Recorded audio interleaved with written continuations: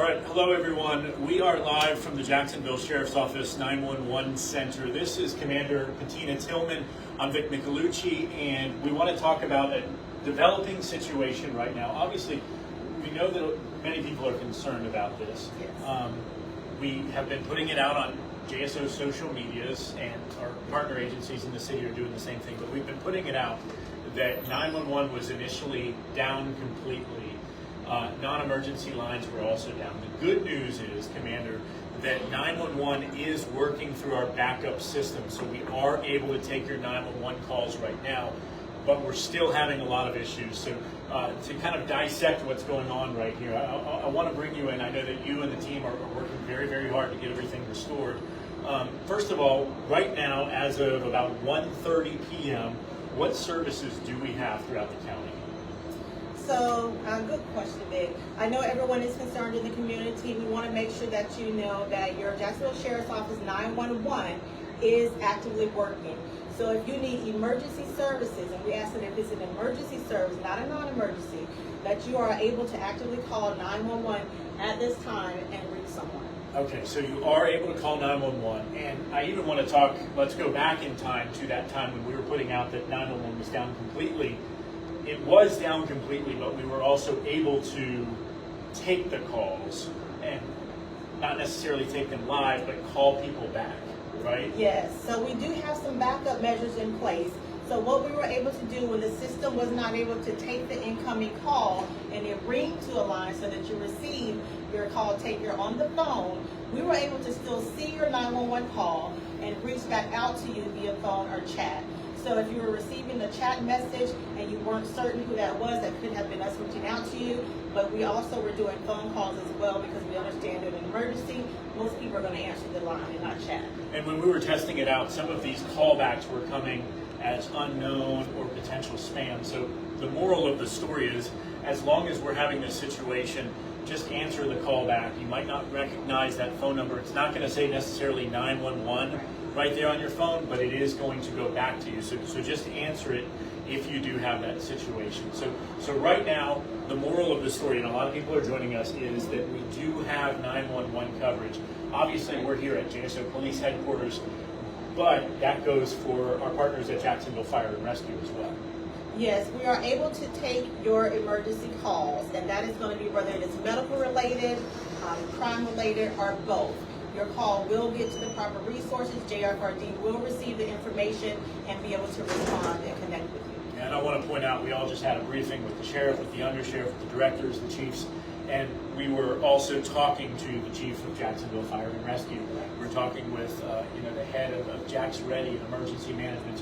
So really, everybody is coming to the table to address this issue together, because really we all work together to make sure that Jacksonville and residents throughout Duval County are safe.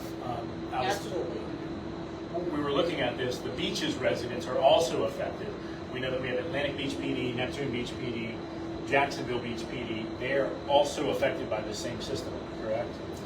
Yes, several systems were impacted, not just law enforcement systems. However, we want you to know that we all work together in a collaborative manner to make sure that the citizens in our community and our neighboring areas are serviced. So we all work together, we maintain communications, and the calls will be answered and routed to the most appropriate area for service.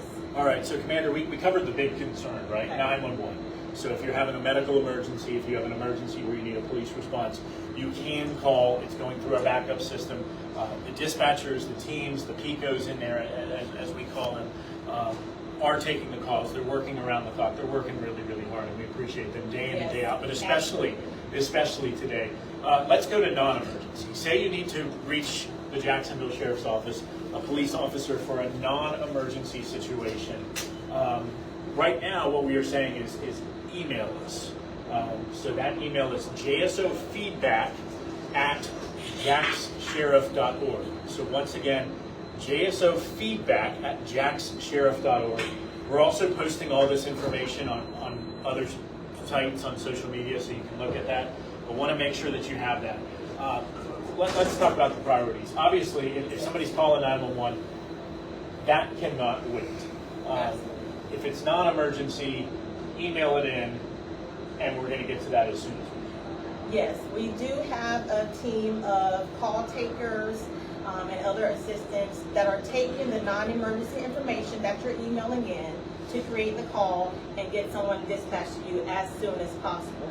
We do ask that you only use 911, however, for true emergency services so that we do not create a delay or backlog in people that really need immediate assistance. So right before you and I both heard this briefing that some people are calling to just test it out to see if it works. Is that what? Unfortunately, we do get people that call in to say, I heard your lines were down, so I just wanted to try it. That creates a delay in someone that does need emergency medical care or emergency criminal intervention. So we ask again that you do not test the lines. The lines are working. If you need the line, please call 911 if you need true emergency service. And again, I just want to touch on what you said earlier. Our dispatchers and call takers are working as swiftly as possible to service everyone in the community.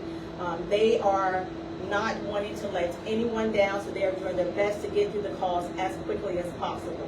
Yeah, and that's a great point, and that's one reason why we're actually outside of the wall. One, because there's potentially confidential information on the screens, but two, because we're trying to let them do their job. So just know that right behind this glass wall, you've got dozens of men and women that are working hard, taking those medical calls, taking those emergency calls, taking those calls for police response, and they're getting them out there to the officers, to our partners at JFRD or maybe the beaches agencies. So we just want to let you know that. So while we are out here, and while it may seem a little bit quiet, inside, I can assure you this, and you can affirm that, the phones are ringing, the men and women in there are working very, very hard.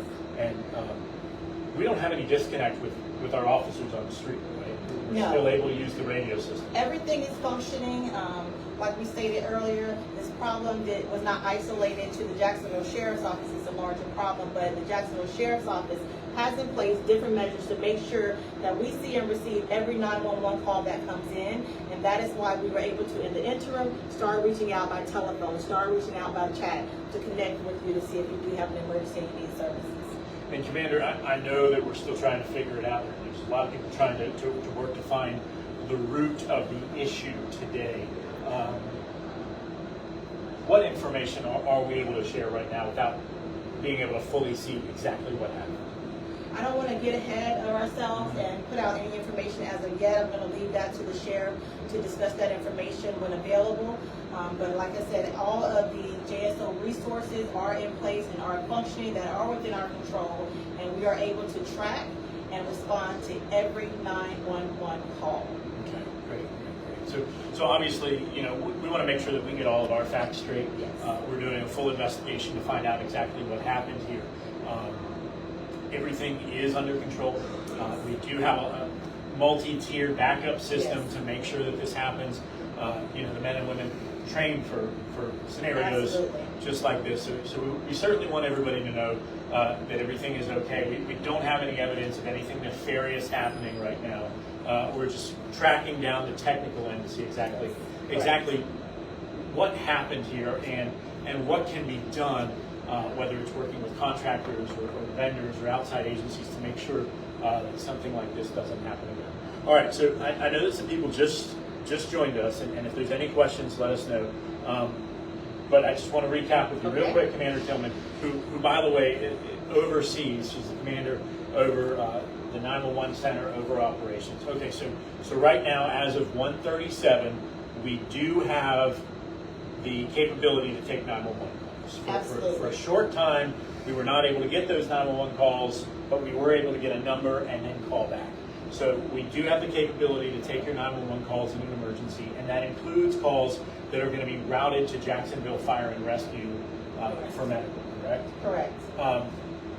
Number two, non-emergency calls. We're going to ask that you email that right now. Okay, so if it's not urgent, if it's not life-threatening, email that. That is jsofeedback@jaxsheriff.org, and our officers in public information are going to be taking that. They're going to get it right upstairs to the comm center right now, and then I know that your team is going to jump immediately on that as well, as soon as possible. JFRD also has its own number. They're sharing information. JAXSHERIFF is sharing information. We know that the beaches are affected by this. I just spoke with Jacksonville Beach Mayor Christine Hoffman by phone. They're aware of it. They're also putting out information on their social media. And again, as Commander said, we want to make sure that people don't call just to test it out, okay? Because at the end of the day, every call there's a human being that is there, right? So at the end of the day, that just slows you down, as Commander said, from us potentially talking to somebody that is having a life-threatening emergency. Did we miss anything else? I don't think we missed anything. We're here to make sure the citizens in our community are safe. We're going to provide that service. They come in here every day, the call takers and dispatchers, to do just that. That's their passion, and they are in high gear right now, kicked in and ready to go to make sure that we can answer every 911 call and then respond adequately to the non-emergencies as well. Okay, Commander Tillman, thank you so much. For everybody that is watching this right now, we appreciate it. We're obviously on the technical side working to get this 100% resolved as soon as possible. But in the meantime, follow those steps that we gave you. We are out there. We are working hard, along with our partners at JFRD, along with our partners at the beaches agencies, to make sure that we do respond to all of the calls and that everything is as close to normal as possible out there on the streets. And as far as updates, we're going to push those out. Okay, so as soon as we get 100% back to normal, we're going to push that out. As soon as we get any big updates, any changes, we're going to let you know. So now maybe somebody shared this. If you don't follow our social media accounts, Facebook, Instagram, Twitter, or X, we put stuff out on YouTube, even Nextdoor, whatever it is. However you get your news, make sure that you subscribe, make sure that you follow, turn on your alerts as well, because that's the best way to hear those updates from Commander Tillman's team, from the rest of the team here at the Jacksonville Sheriff's Office. We appreciate you, be safe, and we'll give you an update as soon as we can.